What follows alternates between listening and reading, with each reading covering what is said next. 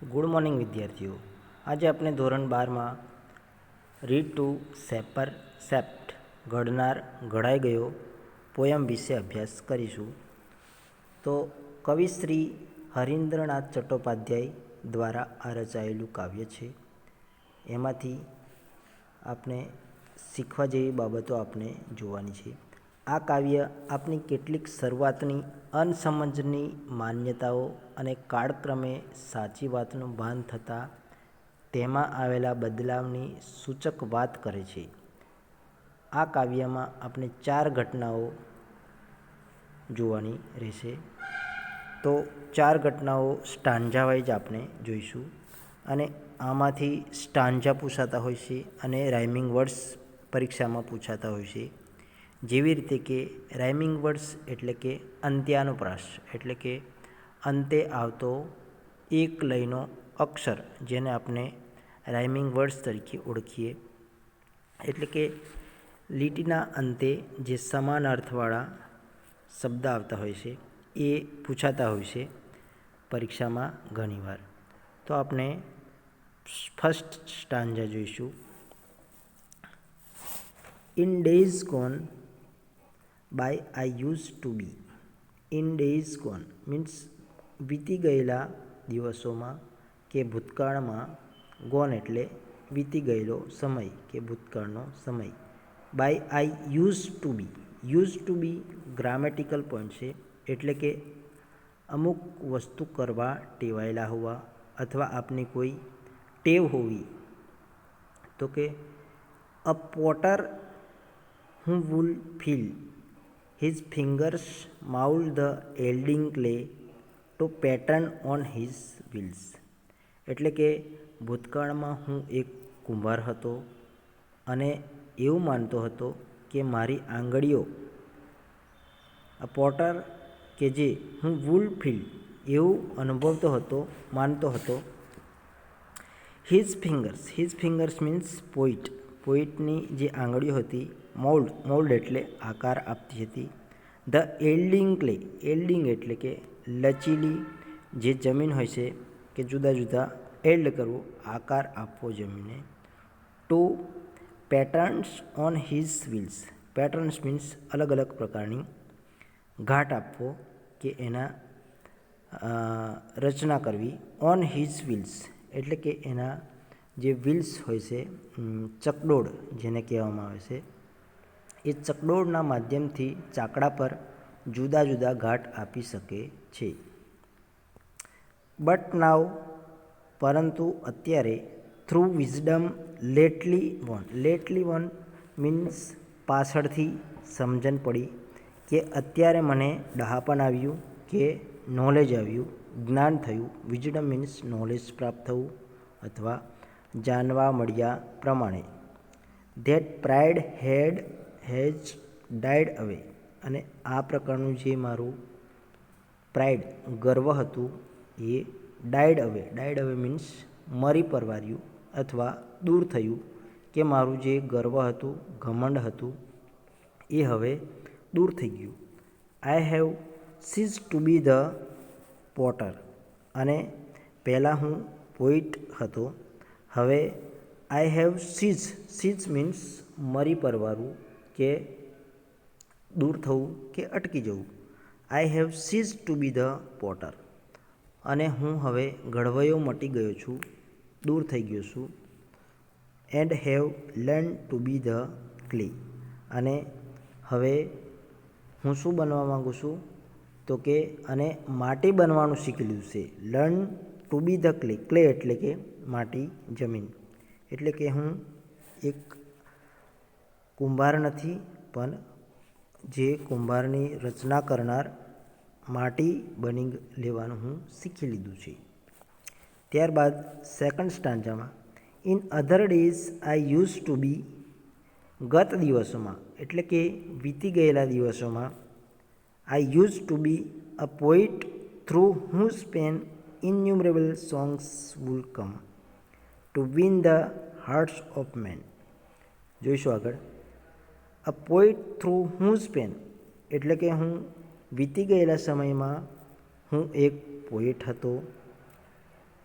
Through whose pen, કે એના માધ્યમથી, હુઝ પેન કે એની પેન કલમ જેને આપણે કહીએ, જેની કલમમાંથી ઇન્યુમરેબલ સોંગ્સ વુલ કમ, એમાંથી અસંખ્ય કાવ્યો ગીતો ઉતરતા હતા, રચાતા હતા. To win the hearts of men, કે જેના માધ્યમથી માનવોના દિલ જીતી લેવાતા હતા. દિલ જીતી લેવાય એવા ગીતો એમાંથી બહાર પડતા હતા.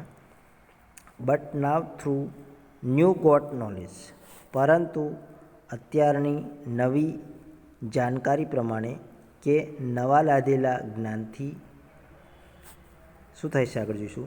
Which I had not had so long, કે જે અત્યાર સુધી લાદ્યું નહોતું તે એવા ગીતો. I have cease to be the poet, અને હું હવે કવિ મટી ગયો છું, કે મારું કવિપણું હવે દૂર થઈ ગયું છું. And have learn to be the song, અને કાવ્ય એટલે કે ગીત બનવાનું હું શીખી લીધું. એટલે કે મારામાં જે અહમપણું હતું તે દૂર થઈ ગયું, અને હું એક કાવ્ય એટલે કે ગીત બનવાનું શીખી લીધું. ત્યારબાદ થર્ડ સ્ટાન્જા જોઈશું. જો આગળ જોઈશું થર્ડ સ્ટાન્જામાં, I was fashioner of sword.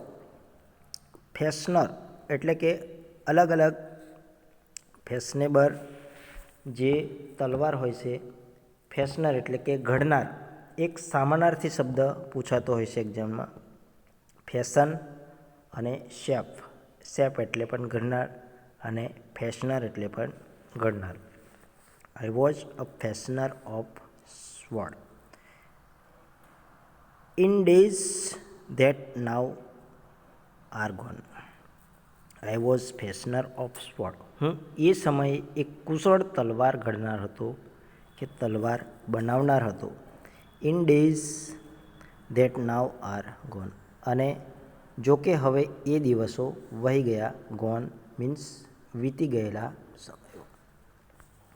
Which on 100 બેટલફિલ્ડ્સ, which કે જે એટલે કે તલવાર માટે સર્વનામ વપરાયું છે. ઓન 100 બેટલફિલ્ડ્સ, 100 બેટલફિલ્ડ્સ મીન્સ સેંકડો યુદ્ધ ભૂમિ પર એ કામ કરતી તલવાર. ગ્લિટર્ડ એન્ડ ગ્લીમ, ઝબકી. ગ્લિટર મીન્સ ઝબકવું, અને ગ્લીન મીન્સ ચમકવું, એન્ડ શોન મીન્સ વિજય પ્રાપ્તિનું સાધન, જે પ્રકાશિત થનાર.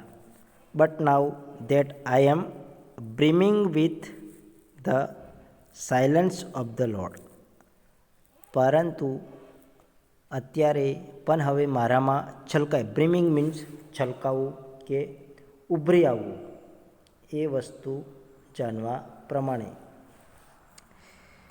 Brimming with the silence of the lord, ઈશ્વરની ભેટ સ્વરૂપે મને અત્યારે શાંતિ છે, કે મારામાં હવે કોઈ પ્રકારનું ઘમંડ નથી.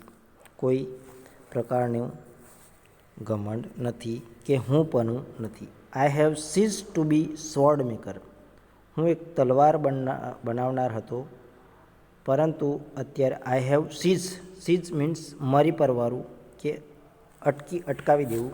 ટુ બી સ્વોર્ડ મેકર એટલે કે હું તલવાર ઘડનાર મટી ચૂક્યો છું, કે એ અહમ મેં છોડી દીધું છે, અને મેં શીખી લીધું છે તલવાર બનવાનું. And have learn to be the sword એટલે કે હું એક જાતે તલવાર બનવાનું શીખી લીધું છે. In bygone times I use to be a dreamer who would hurl on every side and insolence. In bygone time, આપણે લાસ્ટ સ્ટાન્જા જોઈશું. In bygone times I use to be એટલે કે વીતેલા એ વર્ષોમાં, સમયમાં હું એક સ્વપ્નમાં રાચતો હતો, અને મારા નીલમ અને મોતીઓના માલિક હોવાનો ઘમંડ સતત ઉભરાતો રહેતો હતો. ડ્રીમર હું would hurl on every side and insolence. Insolence means જો આપણે આગળ જોઈશું તો કે ગર્વ કે ઘમંડ, જેને રૂડનેસ તરીકે પણ ઓળખવામાં આવે છે, પરીક્ષામાં પૂછાતું હોય છે કે સતત મારામાં ઘમંડ ઉભરાતો રહેતો હતો. Of emerald and pearl, emerald and pearl મોતીઓના માલિક હોવાનો ઘમંડ મારામાં ઉભરાતો હતો. But now that I am kneeling at the feet of the Supreme. Supreme means સર્વોચ્ચ, સર્વશક્તિમાન, ગોડ, જેને આપણે કહીશું. But now that I am kneeling, પરંતુ હવે હું ઘૂંટણીએ પડું છું. ઘૂંટણીએ પડું છું, કોના ઘૂંટણીએ? તો કે ગોડ. હું ભગવાનના ચરણ પકડું છું, કે એની માફી માગું છું, સર્વશક્તિમાનની ચરણોમાં. And I have cease to be the dreamer, અને હું હવે એ સ્વપ્નમાં રાચનાર મટી ગયો છું. And have learn to be the dream, અને મેં સ્વપ્ન બનવાનું શીખી લીધું છે. હરીન્દ્રનાથ ચટ્ટોપાધ્યાય એવું કહે છે કે વ્યક્તિએ કોઈપણ જાતનો ઘમંડ કરવો જોઈએ નહીં. આપણે 4 સ્ટાન્જા જોઈ ગયા. સેપર, સેપ્ટ. એક્ઝામમાં ઘણીવાર પૂછાતું હોય છે. રાઇમિંગ વર્ડ્સ પૂછાતા હોય છે, જેવી રીતે કે આપણે જોઈશું, જેવી રીતે કે ફર્સ્ટ સ્ટાન્જામાં જોઈશું ફીલ, એ જ પ્રકારનો બીજો શબ્દ છે વિલ્સ. ત્યારબાદ આપણે જોઈશું ક્લે, અને બીજો શબ્દ જોઈશું, ક્લે નહીં, જોઈશું આગળ પેન, મેન. Long, song.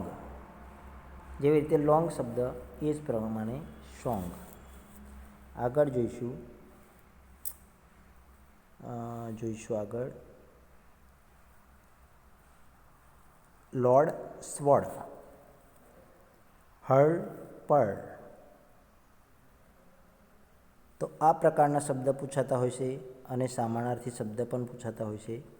તો વિદ્યાર્થીઓ મિત્રો, આ પોયમ આ પ્રમાણે તૈયાર કરવાની છે, અને બિલકુલ ઇઝી પોયમ છે. આપણે એના શબ્દ પણ જોવાના રહેશે. માઉલ્ડ અને શેપ, એ પ્રકારના શબ્દ સમાનાર્થી, ઓપોઝિટ અને સિનોનિમ વર્ડ્સ પૂછાતા હોય છે ઘણીવાર પરીક્ષામાં. ઓકે, તો આ પોયમ અહીંયા આપણે પૂર્ણ કરીશું. અસ્તુ.